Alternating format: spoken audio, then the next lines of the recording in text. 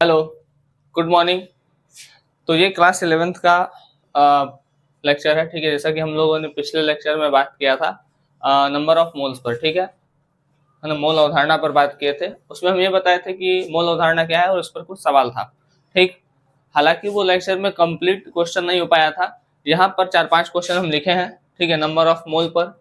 जैसे पहला क्वेश्चन है, एसटीपी पर किसी गैस की मात्रा 1.12 लीटर, ठीक है। ये एल मतलब लीटर है, ठीक है, लीटर है, तो मोलों की संख्या ज्ञात कीजिए, ठीक। दूसरा, एनटीपी पर किसी गैस के 1.12 लीटर की मात्रा 20 ग्राम है, तो गैस का अणुभार ज्ञात करें। तीसरा, एनटीपी पर अगर किसी गैस के इतने अणु का द्रव्यमान, मतलब इतना अणु है, ठीक है, 9 × 10⁻23 अणुओं का द्रव्यमान 20 ग्राम है, तो गैस का अणुभार ज्ञात करें, ठीक है, अणुभार ज्ञात करें, ठीक। 0.5 मोल C12H22O11, ये सुक्रोज का फॉर्मूला है। अगर आपको डायरेक्ट सुक्रोज भी लिख के दे देगा तब भी आपको फॉर्मूला याद होना चाहिए, ठीक है। में उपस्थित कार्बन, हाइड्रोजन व ऑक्सीजन के परमाणु की संख्या ज्ञात करें। फिफ्थ क्वेश्चन है, 88 ग्राम CO2 में मोल, ठीक है, मतलब 88 ग्राम CO2 में मोल बताना है कि कितने मोल है। 88 ग्राम CO2 में 88 ग्राम CO2 में कितने अणु है, और CO2 में जो कार्बन और ऑक्सीजन है उसमें परमाणुओं की संख्या कितनी है, ठीक है। तो ये 5 क्वेश्चन दिए हैं, ठीक है, बात समझ में आ रहा है। तो आप ये पांचों का पहले स्क्रीनशॉट ले लीजिए। चलिए अब हम इसको इरेज करते हैं और बात करते हैं एक एक सवाल पर। उसके पहले हम आपको 3 फॉर्मूला बता रहे हैं, उसको आप लोग कॉपी में नोट करिएगा, ठीक है। हम एक एक क्वेश्चन डिस्कस करेंगे आपसे। देखिए,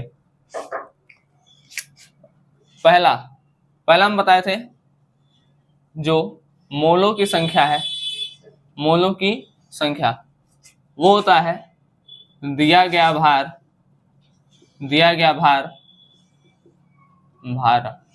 बटे परमाणु भार, ठीक है। परमाणु भार कह लीजिए या अणु भार कह लीजिए या आणविक द्रव्यमान कह लीजिए, ठीक है, कोई दिक्कत नहीं है। इसको इंग्लिश में कहते हैं दिया गया भार को गिवन मास बटे मॉलिक्यूलर मास, और नंबर ऑफ मोल इसको एन से दिखाते हैं, ठीक। दूसरा होगा एन। अब मान लीजिए गैस दे दिया है ना कि उसमें गैस है, ठीक है, इतने आयतन पर, तो उसके लिए फॉर्मूला क्या होता है, दिया गया आयतन बटे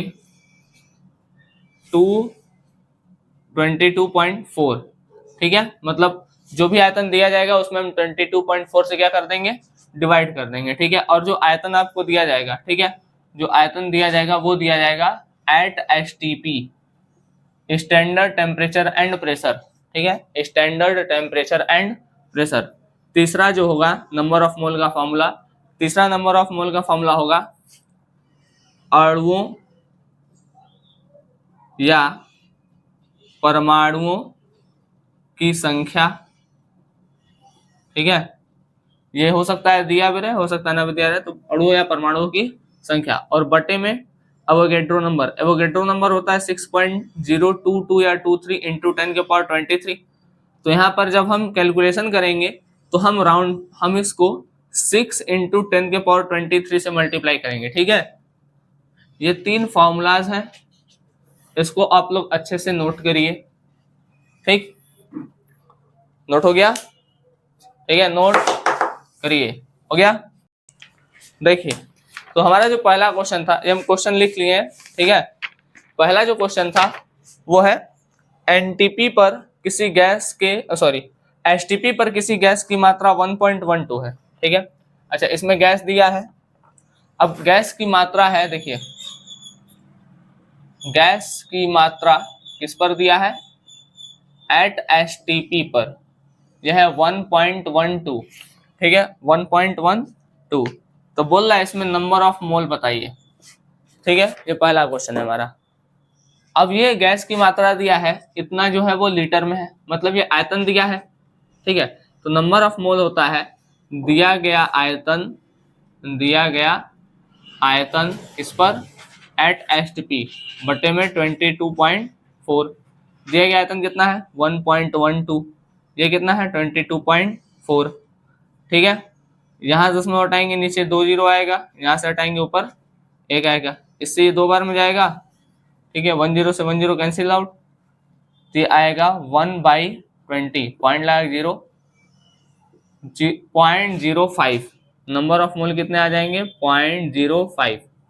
ठीक है, ये आपका पहला एकदम आसान सा क्वेश्चन था। ठीक है, गैस की मात्रा दी हुई थी, नंबर ऑफ मोल पूछा था। ठीक है, तो फॉर्मूला अभी पता ही है। हम अभी जो फॉर्मूला बताए थे वो क्या बताए थे? नंबर ऑफ मोल जो होगा वो एसटीपी, मतलब दिया गया आयतन जो होगा एसटीपी पर अपॉन में डिवाइड कर देंगे 22.4 से। ठीक, चलिए इसको लिख लीजिए, इरेज कर दे रहे हैं। अब नेक्स्ट क्वेश्चन है हमारा, अगला क्वेश्चन क्या है?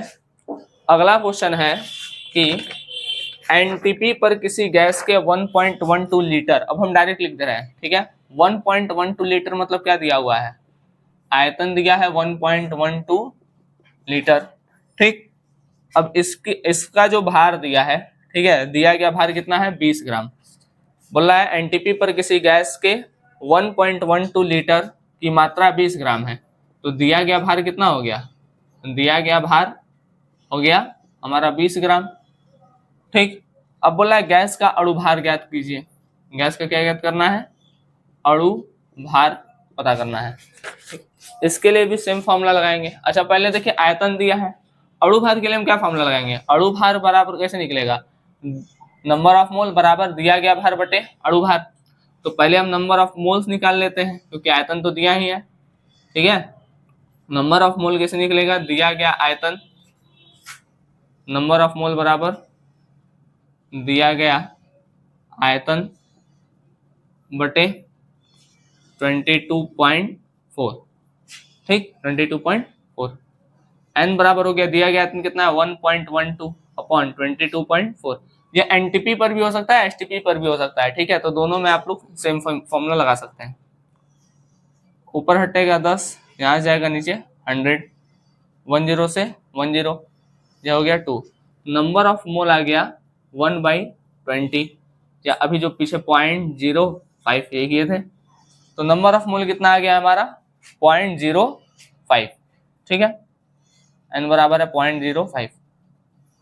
अब हम देखते हैं, ये तो हमारा निकल गया number of moles. Number of mole होता है दिया गया भार बटे अणु भार। ठीक है, तो नंबर ऑफ मोल अभी हम कितना निकाले हैं? 0.05। दिया गया भार कितना है? देखिए दिया गया भार है 20 ग्राम। ठीक है, अणु भार यही तो पूछ रहा है, तो अणु भार को हम x मान लेते हैं। ठीक है, तो ये हो गया x, ये हो गया x बराबर 20/0.05, हटेगा ऊपर 100 हो जाएगा, हो गया 20 इंटू 100/5। 5 4 जा 20, 100 4 जा 400, सोचो का 400। तो जो इसका अणु भार आएगा वो कितना आ जाएगा?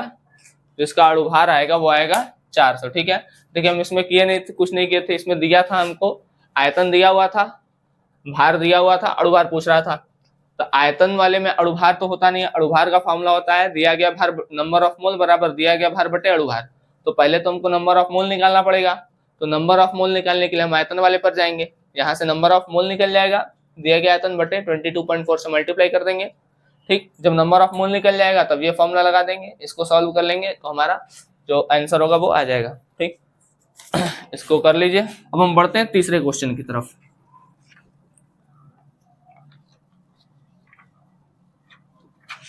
देखिए थर्ड क्वेश्चन है, एनटीपी पर किसी गैस के 9 × 10⁻23 अणु का द्रव्यमान। तो इसमें अणुओं की संख्या दी हुई है, अणुओं को लिखना है, इसमें अणुओं की संख्या दी हुई है, अणुओं की संख्या ये दिया हुआ है 9 × 10⁻23। ठीक, अच्छा इसका भार दिया हुआ है 20 ग्राम। तो पूछ रहा है कि इसका अणु भार ज्ञात कीजिए। अणु भार क्या होगा? अब सोचिए, क्या हम ये फॉर्मूला लगाएंगे n बराबर दिया गया जो भी आयतन है एसटीपी पर बटे 22.4, ये लगाएंगे? इसमें कुछ है ऐसा, ये फॉर्मूला तो नहीं लगेगा। ठीक, ये फॉर्मूला नहीं लगेगा। ठीक, अब आते हैं हम दूसरे। n बराबर होता है दिया गया भार बटे अणु भार, ये लगाएंगे। दिया गया भार है, अणु भार निकालना है, नंबर ऑफ मोल भी नहीं दिया है, मतलब मोल की संख्या भी बतानी है, मतलब ये भी नहीं लगेगा। 2 दिया रहेगा तब नहीं निकलेगा, ठीक है, 1 दे के 2 तो कैसे निकलेगा। तो हम तीसरा देखते हैं, n बराबर क्या होता है, अणुओं या परमाणुओं की संख्या अपॉन में 6 इंटू 10⁻23, एवोगैड्रो नंबर से डिवाइड कर देंगे। एवोगैड्रो नंबर 6.022 इंटू 10⁻23 होता है, लेकिन हमको चूंकि सॉल्व करना है तो इसको हम 6.022 को 6 ले लेंगे, ठीक है। अणुओं या परमाणु संख्या दी हुई है 9 इंटू 10⁻23, ये दिया हुआ है, हो गया 6 इंटू 10⁻23, 23 कैंसिल आउट हो जाएगा, 3 3 जा 9, 3 2 जा 6, ये हो जाएगा 1.5। तो यहाँ पर नंबर ऑफ मोल आ गया 1.5। अब बताइए अणु भार निकल जाएगा, ठीक है, इसको हम इरेज कर दे रहे हैं, ठीक है। नंबर ऑफ मोल आ गया 1.5, नंबर ऑफ मोल कितना आ गया था 1.5। अब बताइए अणु भार निकल जाएगा, निकल जाएगा। नंबर ऑफ मोल बराबर क्या होता है, दिया गया भार बटे अणु भार, ये होता है ना, दिया गया भार बटे अणु भार। दिया गया भार कितना है 20 ग्राम, अणु भार कितना है, अणु भार नहीं पता है तो x मान लेते हैं। नंबर ऑफ मोल 1.5 आया था, ये x हो गया, ये इधर जाएगा, ये नीचे चलाएगा, 20/1.5, ठीक है, इंटू 10, ठीक है। 3 5 5 से काट देंगे 3 बार में, 5 से इसको काटेंगे 2 बार में, 3 से इसको काटेंगे तो आएगा 6.66, ठीक है। तो जो x आ गया वो हो गया 6.66 इंटू 2, 2 6 12, 2 हासिल 12, ठीक है। तो इसका जो अणुभार आएगा वो आएगा 13.32। देखिए नंबर ऑफ मोल के क्वेश्चन आसान होते हैं, बशर्ते आपको फॉर्मूला याद होना चाहिए और प्लस ये पता होना चाहिए कि दिया क्या क्या चीज है, ठीक है। जैसे आप लोग जय बार भी हम लिखवा रहे हैं, ठीक है, अणुओं की संख्या, तो जो भी दिया जाता है उसको ऐसे लिखा करिए, ठीक है, दिया है, ये दिया है, फिर ये ज्ञात करना है, ठीक है, ये हम हर बार नहीं बताएंगे, ज्ञात करना है, तो ये ज्ञात करना है, फिर यहाँ पर जो भी सूत्र लगा रहे हैं वो सूत्र, ठीक है। तो ये छोटा छोटा काम करेंगे तो आप लोग को न्यूमेरिकल लगाना आ जाएगा, ठीक है। इस पर नंबर ऑफ मोल्स का, इसको मेरेज कर रहे हैं। तो हमारा थर्ड क्वेश्चन हो गया। अब हम चलते हैं अपने फोर्थ क्वेश्चन की तरफ, ठीक है। जो हमारा फोर्थ क्वेश्चन है वो क्या है, देखिए, तो जो हमारा फोर्थ क्वेश्चन है वो है 0.5 मोल C12H22O11, मतलब जो C12H22O11 है वो है कितना 0.5 मोल, इसके जो मोल की संख्या दी है वो 0.5 मोल। तो बोल रहा है कार्बन, हाइड्रोजन और ऑक्सीजन के परमाणुओं की संख्या बताने के लिए, ठीक है, कार्बन, हाइड्रोजन और ऑक्सीजन के परमाणुओं की संख्या।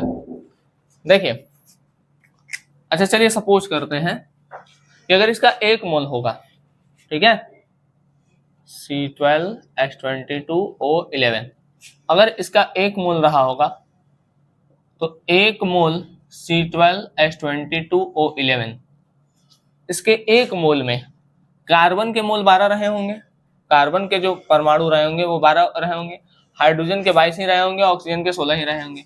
ऐसे n बराबर गिवन मास, मतलब दिया गया भार बटे अणु भार पर करेंगे, तो जो दिया गया भार आएगा n1 रखेंगे, नीचे अणु भार 12, इधर मल्टीप्लाई करेंगे तो 12 ही आ जाएगा दिया गया भार। मतलब हम ये कह सकते हैं कि 1 मोल में जो कार्बन परमाणु के मोल होंगे, कार्बन परमाणु के जो मोल होंगे वो होंगे 12, हाइड्रोजन के परमाणु के मोल होंगे 22 और ऑक्सीजन परमाणु के जो मोल होंगे वो होंगे 11, ठीक। लेकिन अब ये आधा मोल हो गया है, ठीक है, मतलब दिया कितना है 0.5 मोल C12H22O11, तो आधा मोल हो गया है, तो कार्बन परमाणु के मोल भी आधे हो जाएंगे, क्योंकि देखिए 1 मोल में पूरा था, मतलब कार्बन 12 तो 12, 22 तो 22, ऑक्सीजन 11 तो 11, तो 1 मोल का आधा हो गया, तो ये सब भी क्या हो जाएगा, आधा हो जाएगा। आप कैलकुलेशन भी करके देखिएगा, ठीक है। दिया गया भार मतलब n बराबर रखेंगे दिया गया भार बटे अणु भार, तो अणु भार मतलब 12 का जब 5 में इसे क्रॉस मल्टीप्लाई करेंगे तो जो दिया गया भार आएगा वो आएगा 6, ठीक है। तो यहाँ पर जो दिया गया भार है हम उसी को क्या मान के चल रहे हैं, उतने परमाणु मोल मान के चल रहे हैं, ठीक है।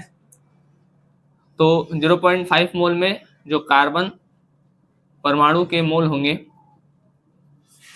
वो कितने होंगे, 6, 12 का आधा 6।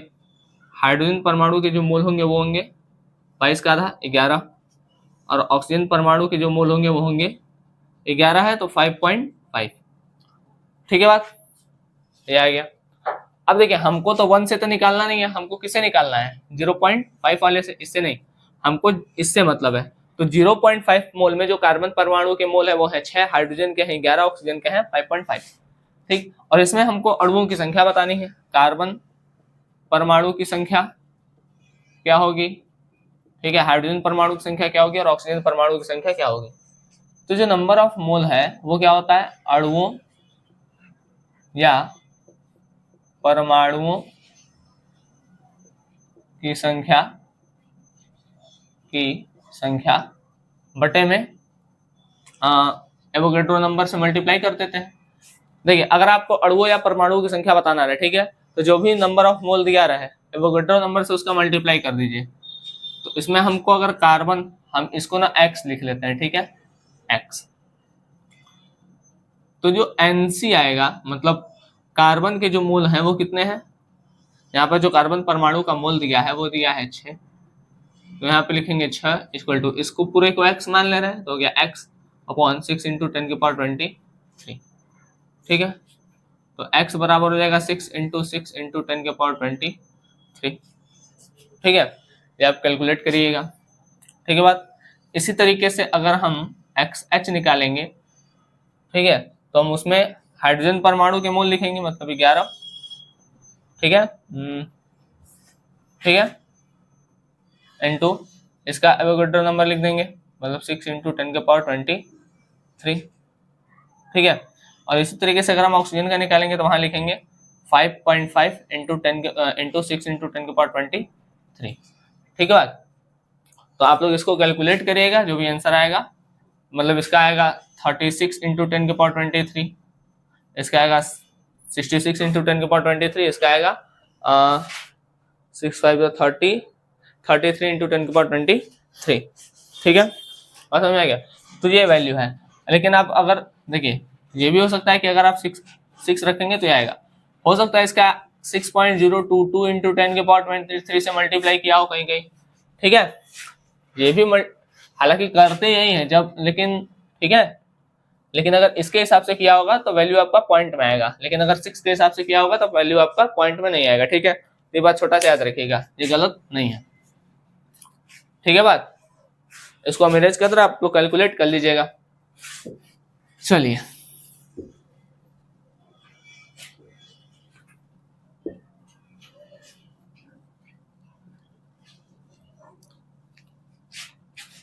अब हम देखते हैं अपना 5th क्वेश्चन और लास्ट क्वेश्चन इसका, ठीक है। देखिए दिया है 88 ग्राम CO2, अच्छा भार दिया है कितना 88 ग्राम, दिया किसका है, कार्बन डाइऑक्साइड का, ठीक है। यौगिक कौन सा है, यौगिक है कार्बन डाइऑक्साइड। अब बोला इसमें नंबर ऑफ मोल,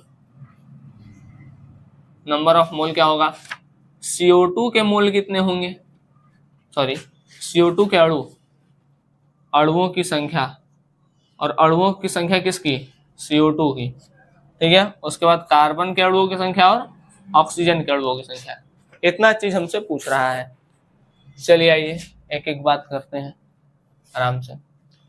देखिए पहले चलिए नंबर ऑफ मोल लिखा है, नंबर ऑफ मोल बराबर क्या होता है, दिया गया भार बटे अणु भार। नंबर ऑफ मोल तो हमको निकालना ही है, दिया गया भार है 88। अच्छा ऑक्सीजन का जब हम निकालेंगे, सॉरी कार्बन डाइऑक्साइड का अणु भार निकालेंगे कितना आएगा, कार्बन का हो गया 12, इसका हो गया 32, 32 2 34 44 44, मतलब 2 मोल आएगा। नंबर ऑफ मोल कितना आ गया 2, ठीक है।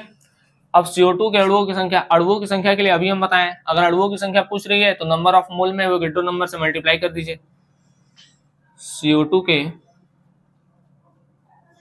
अणुओं की संख्या बराबर क्या होगा, number of mole into 6 into 10⁻23, ठीक है, डायरेक्ट 2 इंटू 6 इंटू 10⁻23, या क्या 12 गुणे 10⁻23। तो जो CO2 के अणु होंगे वो होंगे 12 गुणे 10⁻23, ठीक है। अब आते हैं कार्बन और ऑक्सीजन पर। देखिए CO2 जो है, ठीक, मतलब जो कार्बन डाइऑक्साइड है, कार्बन डाइऑक्साइड में एक कार्बन है और 2 ऑक्सीजन है। तो हम कह सकते हैं कि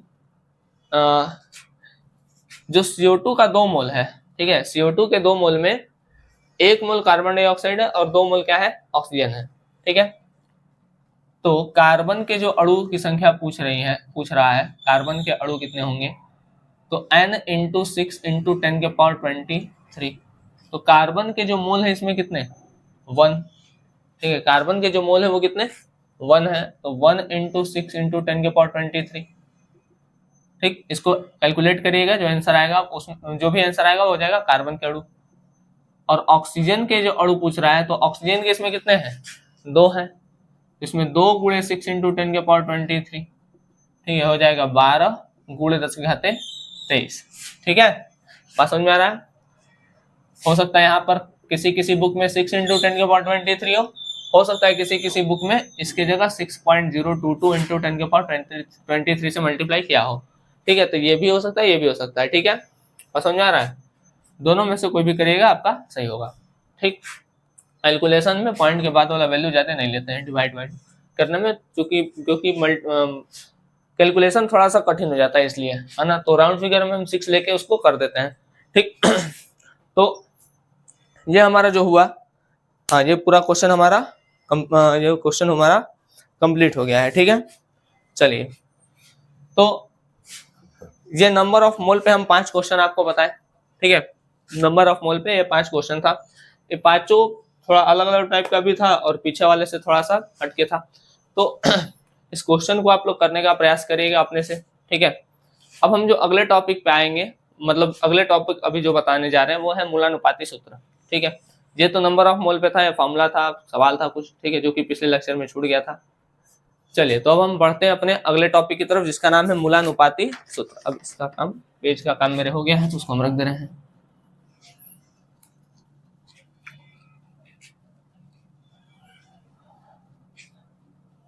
ठीक है, चलिए देखिए, तो अब हम जो आपको बताने जा रहे हैं वो है मूलानुपाती सूत्र। अच्छा, मूलानुपाती सूत्र और अणु सूत्र में क्या अंतर होगा, थोड़ा सोचिए।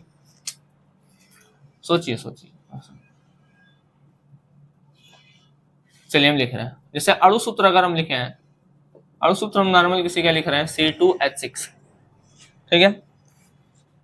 अगर हम इसको एकदम सिंपल रेशियो में करें तो हम C के नीचे 1 और H के नीचे 3 लिख सकते हैं। अगर दो से काट दे, 2 1 जा 2, 2 3 जा 6, ठीक है। तो किसी के अणु सूत्र को अगर हम एक सिंपल रेशियो के फॉर्म में लिख देते हैं, ठीक है, मतलब ये पूर्ण संख्या होगा, पूर्ण संख्या के एक सरल अनुपात में लिख देते हैं, ठीक है, उसी को हम कहते हैं मूलानुपाती सूत्र। मूलानुपाती सूत्र किसी के अणु सूत्र को एक पूर्ण संख्या के सरल अनुपात में लिख देना क्या कहलाता है, मूलानुपाती सूत्र। अच्छा, इन दोनों में कुछ आपको रिलेशन दिख रहा है। अगर हम इसमें किसी संख्या से मल्टीप्लाई कर दें तो ये अणु सूत्र के बराबर हो जाएगा। मतलब जो अणु सूत्र होगा वो बराबर कब होगा, जब मूलानुपाती सूत्र में, और मूलानुपाती सूत्र में मल्टीप्लाई इसमें होगा डिजिट में, ठीक है। मूलानुपाती सूत्र में किसी नंबर से हम क्या कर दें, मल्टीप्लाई कर दें, तो एक हमारा ये फॉर्मूला निकल के आ जाता है, ठीक है। चलिए, तो हम इसका थ्योरी लिख दे रहे हैं और इस पर हम क्वेश्चन कुछ करेंगे, ठीक है। चलिए, तो हम अपने अगले टॉपिक की ओर चलते हैं, जिसका नाम है मूलानुपाती सूत्र। इसको इंग्लिश में कहते हैं एम्पेरिकल फॉर्मूला। एम्पेरिकल फॉर्मूला, ठीक। क्या है, किसी एटम का एक पूर्ण संख्या में एक सरल अनुपात। मान लीजिए कोई कंपाउंड है C6H12O6, ठीक है। इसी का अगर हम सरल अनुपात लें, 6 1 जा 6, 6 2 जा 12 और फिर 6 1 जा 6, तो इसका ये हो गया सरल अनुपात। इसी को क्या कहते हैं, मूलानुपाती सूत्र, ठीक है। किसी एटम का पूर्ण संख्या में एक सरल अनुपात क्या कहलाता है, मूलानुपाती सूत्र। अब मूलानुपाती सूत्र से संबंधित अगर कोई हमारा क्वेश्चन आता है तो उसके लिए हमको 3 फॉर्मूले का जरूरत पड़ता है। पहला, जो अणु सूत्र है, अणु सूत्र वो बराबर कब होगा, जब हम मूलानुपाती सूत्र में किसी नंबर से मल्टीप्लाई करते हैं। यहाँ पे n मतलब संख्या है, संख्या या कोई नंबर ऑफ मोल नहीं है, n मतलब कोई संख्या। ठीक, अगर मान लीजिए n दिया ही ना हो तो n निकालने का एक फॉर्मूला है, मतलब नंबर निकालने का फॉर्मूला क्या है, अणु भार बटे मूलानुपाती भार। अब ये दोनों क्या है, इसको इंग्लिश में कहते हैं मॉलिक्यूलर वेट और इसको कहते हैं एम्पेरिकल वेट। देखिए, इसका जब हम भार निकालेंगे तो ये हो गया अणु भार, इसी को सरल रेशियो में कर दें तो मूलानुपाती सूत्र है, तो मूलानुपाती सूत्र का जब हम भार निकालेंगे तो उसको कहेंगे मूलानुपाती भार। ठीक है, मूलानुपाती सूत्र का जब वेट निकालेंगे इसका कितना आएगा, 12 प्लस 2 प्लस 96। ठीक है, तो ये जो होगा वो मूलानुपाती भार आएगा। ठीक है, और इसका जब हम निकालेंगे, सॉरी यहाँ पर 1 होगा। ठीक है, ये हो गया मूलानुपाती भार और इसका जब हम निकालेंगे तो ये हो जाएगा अणु भार। ठीक है, अच्छा, एक होता है वाष्प घनत्व। ठीक है, मतलब अगर वाष्प घनत्व दे करके हमसे अणु भार पूछ ले, अणु भार दे करके वाष्प घनत्व पूछ ले तो उसके लिए, तो एक होता है यौगिक का अणु भार, यौगिक का अणु भार बराबर 2 गुणे वाष्प घनत्व, 2 गुणे वाष्प घनत्व। ये 3 फॉर्मूला है जो आपको मूलानुपाती सूत्र या एम्पेरिकल फॉर्मूला निकालने के लिए हेल्प करेगा। ठीक है, अब हम इस पे 2 क्वेश्चन आपको बताएंगे, तब तक आप इसको नोट कर लीजिए, स्क्रीनशॉट ले लीजिए। चलिए देखिए, तुम्हारा पहला क्वेश्चन है C2H6 N2O4 और O3 का क्या निकालना है, वाष्प घनत्व। अभी एक हम आपको बताए थे फॉर्मूला क्या होता है, यौगिक का अणु भार molecular weight of the compound equal to 2 गुणे वाष्प घनत्व। वाष्प घनत्व को हम वेपर डेंसिटी कहते हैं। ठीक है, वाष्प मतलब वेपर, घनत्व मतलब डेंसिटी। अच्छा, यौगिक का अणु भार निकालना है, किसका है, C2H6। हम अणु भार निकालना आपको बताए थे। ठीक है, 2 है, मतलब कार्बन का परमाणु भार 12 होता है, तो 1 का 12 होता है तो 2 का 24, इसका 6, मतलब ये हो गया 30 equal to 2 into vapour density को V और D लिख देना। ठीक है, VD, ये हो गया 30/2 इक्वल टू वेपर डेंसिटी। ये कट जाएगा तो आ जाएगा 15, तो इसका वेपर डेंसिटी जो आएगा वो कितना आएगा, 15। ठीक है, चलिए लिख लीजिए। नेक्स्ट देखते हैं अपना, अगला किसका निकालना है, N2O4 का। नाइट्रोजन का कितना होता है, 14। ठीक है, तो 1 का 14 तो 2 का 28, ऑक्सीजन का 1 का 16 तो 4 का 16 चौका 64, 8 4 12 तो हासिल 1 7 8 1 9, तो इसका हो गया 92 equal to 2 into vapour density. 92/2 जो डिवाइड कर देंगे तो आ जाएगा 46, तो इसका जो वेपर डेंसिटी आया N2O4 का वो आ गया 46। ये नॉर्मल एकदम कैलकुलेशन है, आप लोग इसको अपने से भी कर सकते हैं। थर्ड वाला आप लोग अपने से करिएगा, हम छोड़ दे रहे हैं। ठीक है, थर्ड वाला आप लोग अपने से करिएगा, O3 का वेपर डेंसिटी निकालना है, करिएगा। चलिए अब नेक्स्ट देखते हैं। बोला है एक यौगिक है जिसका वाष्प घनत्व 90 है, इसका जो वेपर डेंसिटी दिया है वो दिया है 90। मूलानुपाती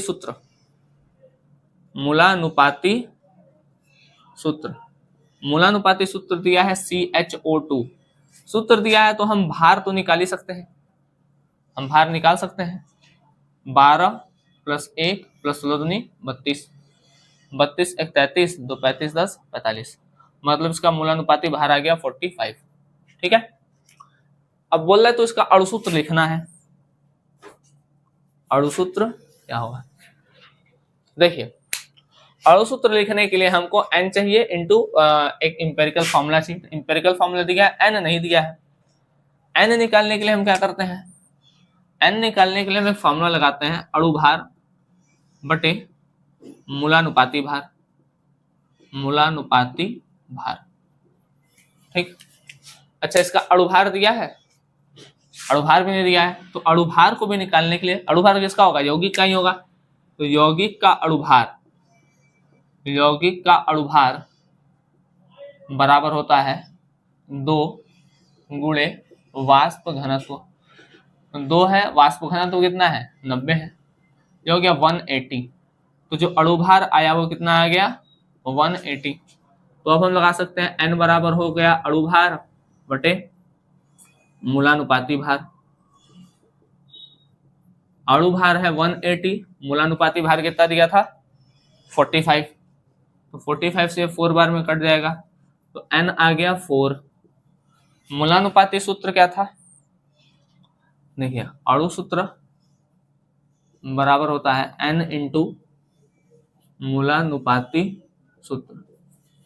ठीक है, हम इसको इधर लिख रहे हैं, शायद उधर आ नहीं रहा होगा। ठीक है, तो अणु सूत्र n बराबर 4 आ गया। ठीक है, तो अणु सूत्र बराबर क्या होता है n इंटू मूलानुपाती सूत्र।